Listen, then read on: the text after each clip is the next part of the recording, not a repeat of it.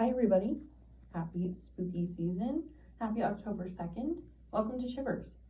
This October we will be visiting a number of Halloween haunts along the East Coast, and we'll be reviewing them afterwards so you know what to expect before you go.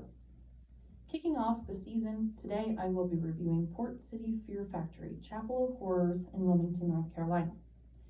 Chapel of Horrors offers one direct walkthrough, and in the beginning you are led through by a guide who provides a very small story up front. This walkthrough is indoors in a giant warehouse, and the actors can touch you but really don't, and they don't separate you from your group, which is really nice. The actual Chapel of Horrors Port City Fear Factory, this is their first year starting as a Halloween haunt, and it's a really great start. Overall, their whole thing is that they want you to feel like you are immersed in an actual horror movie. So all on their Facebook page since July, they've started part 1, part 2, part 3, all the way to part 5 of this story of an old church from the 1980s that has been taken over by a cult. That is the story that you are diving into. So as soon as you get to the front of the line, right before you go through the walkthrough, there's a person in normal looking clothes who will say, "Oh, come here, come quick, let's tell you the story of Chapel of Horrors. I used to be at this church and now it's taken over by all of these red robed creep people, and we're gonna sneak in the back and we're gonna see what they're up to." So it's so cool, and it's really cute overall how it's dedicated to a story, and everyone who's a part of it is truly playing a part. You can tell that this was all put together most likely by film students or people who studied film. There's really this dedication to acting, dedication to the details that you don't see a lot, and I appreciate that so much. I also really love the fact that you are sticking to this theme throughout the whole thing. There's a couple of parts, and the ending in particular, where it's like, okay, how does this play a part in the actual story? How does this play a part in what we're walking through and experiencing from a story perspective? Other than that, sticking to the idea that you are walking through this now run down cult church, and you're seeing all of these things that are going on in this church. It's really cool how you get to really truly be a part of all of that.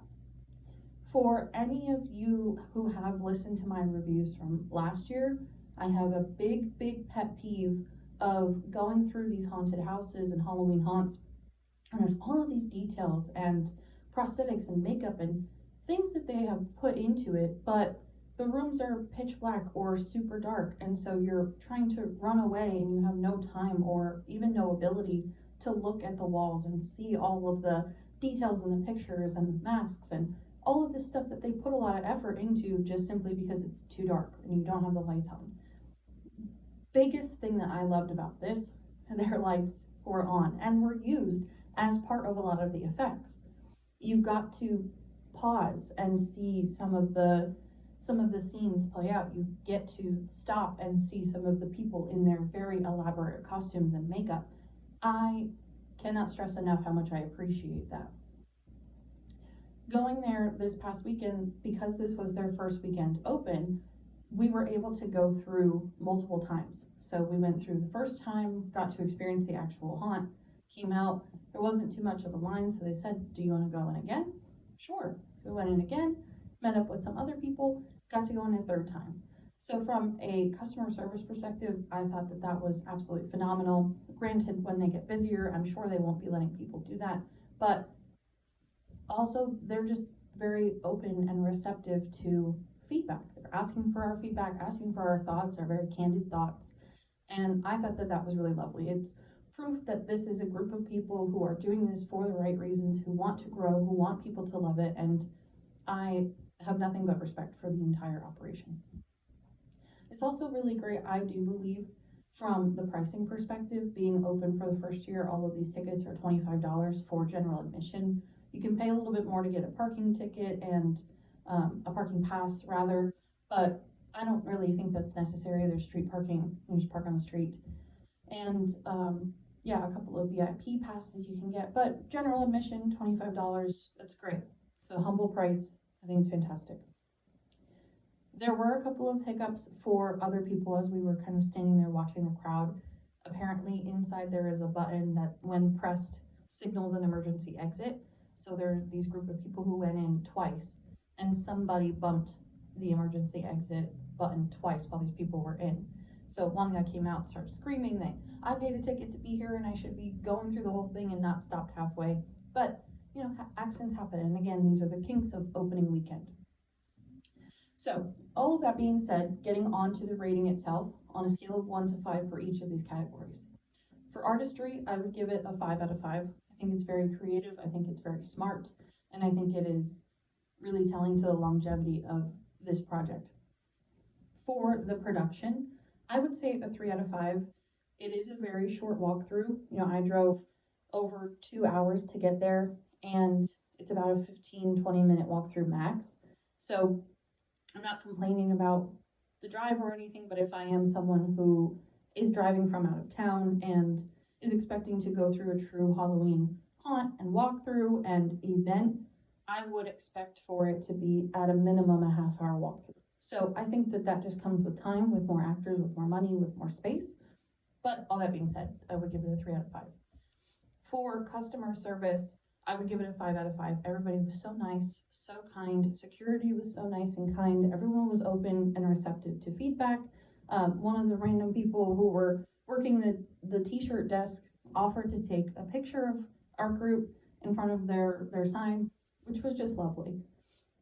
The environment, I would give it a 4 out of 5.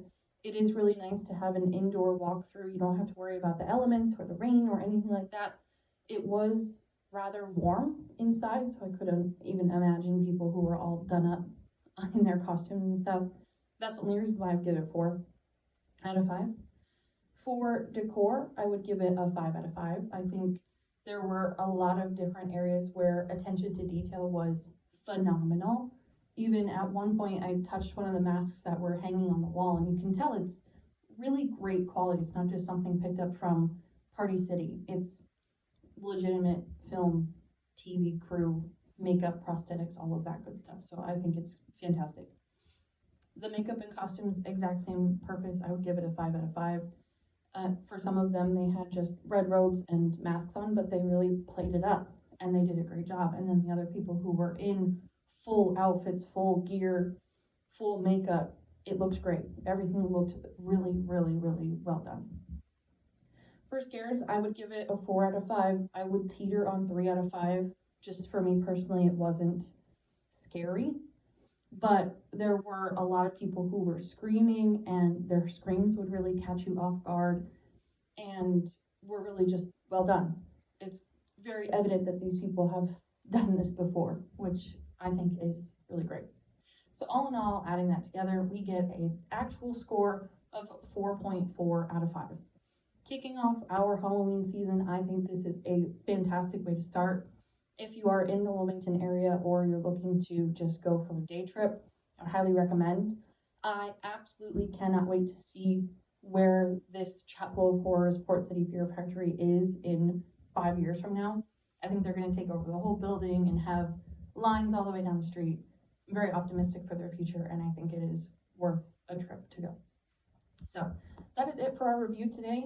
Stay tuned for more throughout this month of October and check out some of the reviews from last year as well to see really how things might have changed, and also comment below on if you've come to this Halloween haunt or some of the old Halloween haunts and what you think. If you agree, if you disagree, always open for discussion. Thanks, guys.